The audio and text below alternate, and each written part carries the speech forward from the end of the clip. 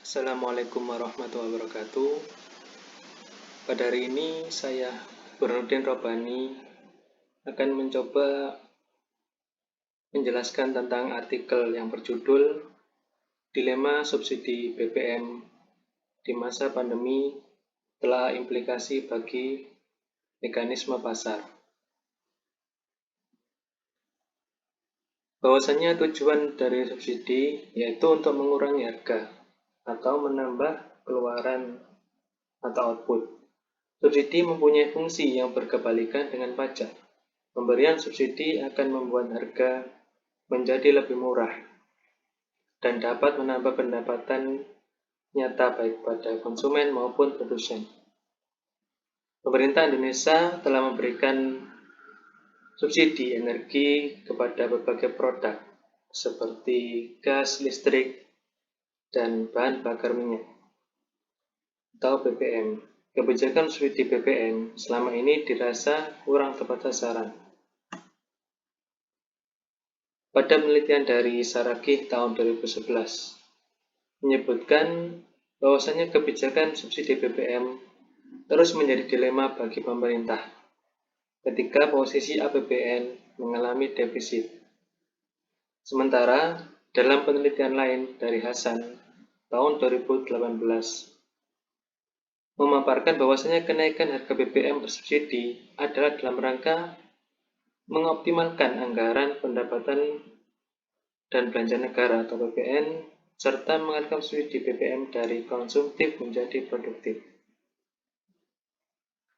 Pencabutan subsidi BBM sendiri memberikan dampak bagi mekanisme pasar, terutama terkait kenaikan harga barang kebutuhan pokok. Pernyataan tersebut dibuktikan dengan naiknya harga barang kebutuhan pokok pada tahun 2014 ketika pencabutan subsidi diberlakukan. Seperti yang terpapar dalam data BPS, bahwasanya secara nasional kenaikan rata-rata harga beras mengalami kenaikan yaitu sebesar 14,48%. Selain beras, kebutuhan lain seperti cabai rawit dan gula pasir juga mengalami kenaikan yaitu masing-masing sebesar 2,28% dan 1,92%.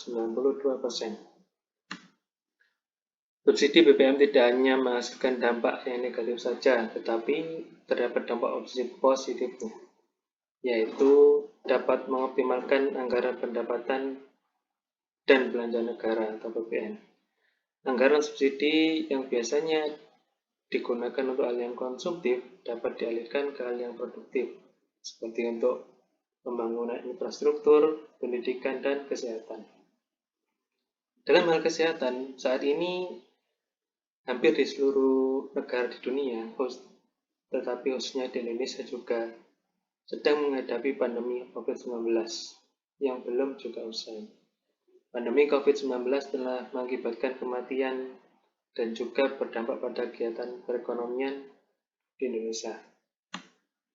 Untuk mengatasi permasalahan tersebut, Presiden Jokowi telah membuat berbagai kebijakan seperti penerapan PSBB di awal pandemi, pemberian bantuan sosial, pemberian diskon biaya listrik pada golongan tertentu, serta keringan pembayaran kredit pelaku UMKM dan pelaku ojek online. Pemberian berbagai bantuan tersebut tentunya berasal dari anggaran APBN, di mana salah satunya dari pengalihan subsidi BBM.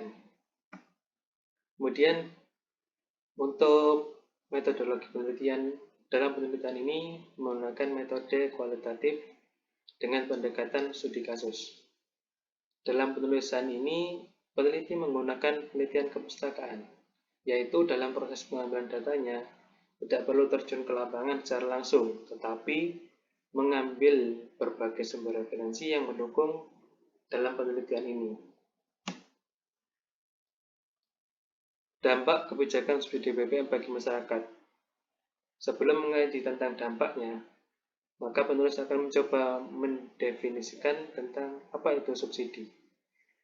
Subsidi dapat diartikan sebagai pembayaran yang dilakukan pemerintah kepada perusahaan atau rumah tangga untuk mencapai tujuan tertentu yang membuat mereka dapat memproduksi atau mengkonsumsi suatu produk dalam kuantitas yang lebih besar atau dengan harga yang lebih murah. Kebijakan subsidi secara ekonomi berlawanan dengan sistem pasar bebas, tetapi tidak semua produk dapat diserahkan kepada mekanisme pasar. Produk dengan tingkat elastisitas tinggi, seperti BBM, membutuhkan campur tangan negara agar pasar tidak bergejolak.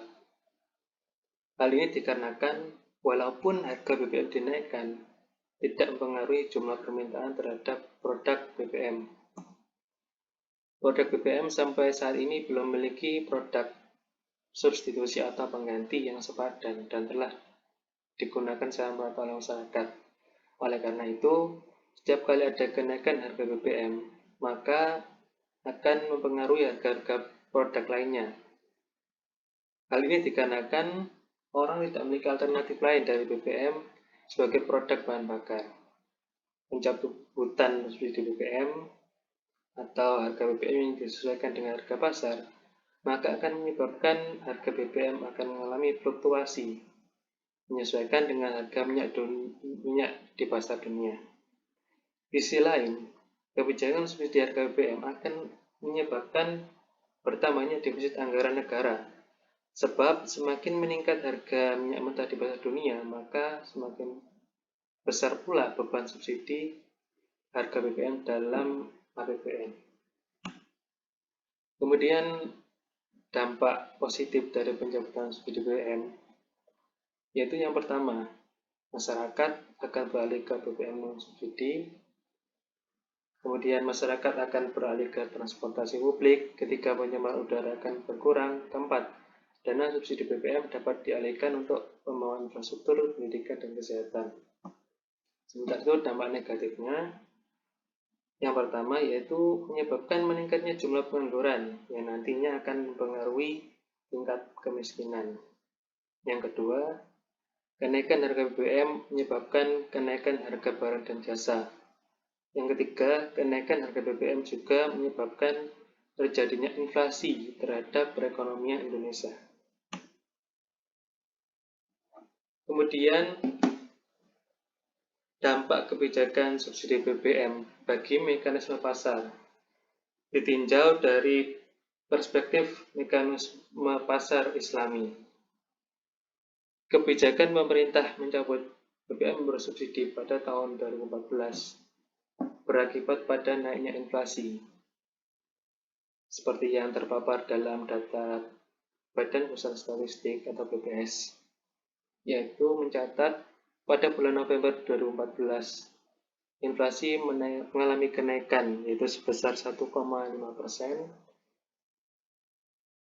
naik daripada bulan Oktober, yaitu 0,47%. Inflasi tersebut mengakibatkan kenaikan harga pada sejumlah barang dan jasa.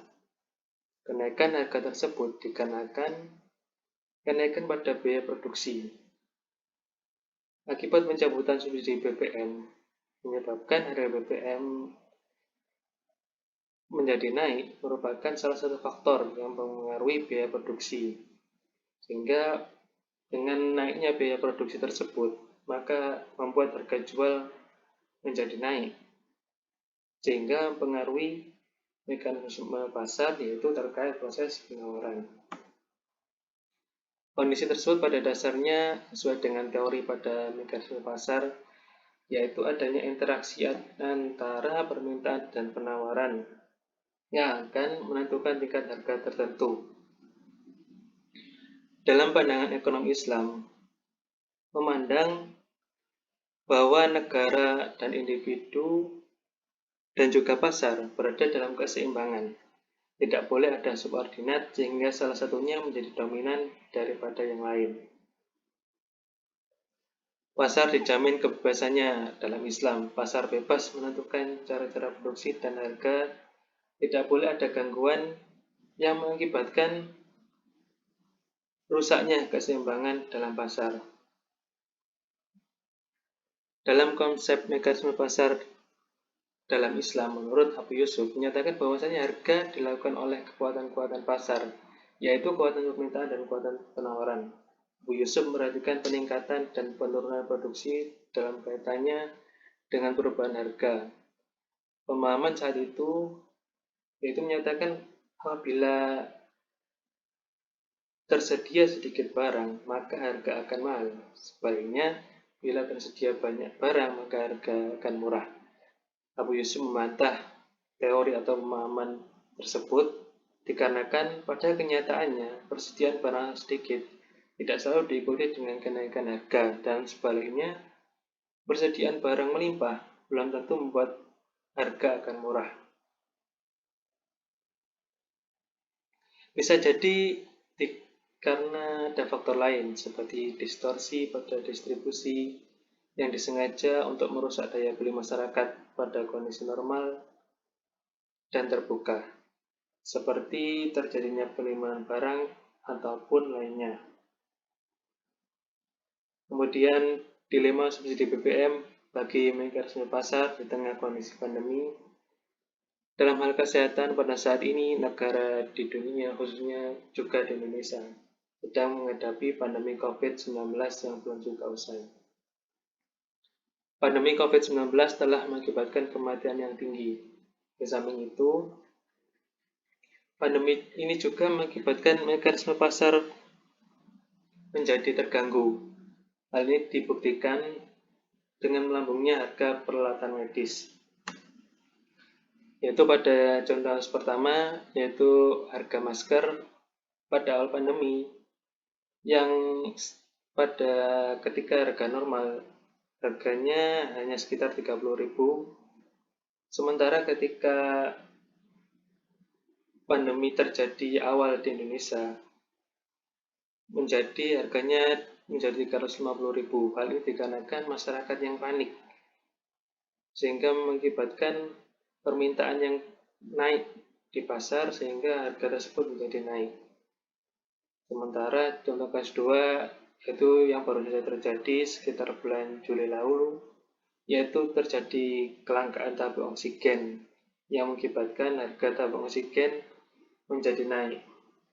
Di samping karena adanya permintaan yang naik, tetapi ada juga faktor lain seperti adanya penimbunan dari oknum-oknum yang kurang bertanggung jawab yang memanfaatkan situasi ini untuk memperkaya diri sendiri. Untuk mengatasi permasalahan dari pandemi COVID-19 tersebut, Presiden Jokowi telah membuat berbagai kebijakan seperti penerapan PSBB di awal pandemi, pemberian bantuan sosial, pemberian diskon biaya listrik pada golongan tertentu, keringanan biaya kredit pada pelaku UMKM, dan lain sebagainya. Kebijakan penanganan pandemi pada akhir-akhir ini difokuskan pada percepatan vaksinasi dan pemberlakuan pembatasan kegiatan masyarakat atau PPKM di berbagai wilayah. Berbagai kebijakan di era pandemi tentunya berasal dari anggaran pendapatan dan belanja negara atau APBN. Anggaran APBN yang besar tersebut salah satunya berasal dari pengalihan subsidi BBM yang biasanya digunakan untuk membiayai atau mensubsidi BBM untuk hal konsumtif, bisa digunakan untuk mengatasi permasalahan ketika pandemi COVID-19 ini. Anggaran APBN tersebut tentunya dapat menjadi solusi dari permasalahan di era pandemi, khususnya dalam kasus ini adalah mengenai mekanisme pasar. Kebijakan pemberian insentif ekonomi seperti bantuan sosial berperan menjaga daya beli masyarakat agar harga tetap stabil. Berbagai kebijakan dan peran negara tersebut bermanfaat untuk menjaga agar mekanisme pasar tetap berlangsung secara sehat sehingga perekonomian di era pandemi dapat segera pulih. Sekian pemaparan dari saya, semoga bermanfaat. Wassalamualaikum warahmatullahi wabarakatuh. Terima kasih.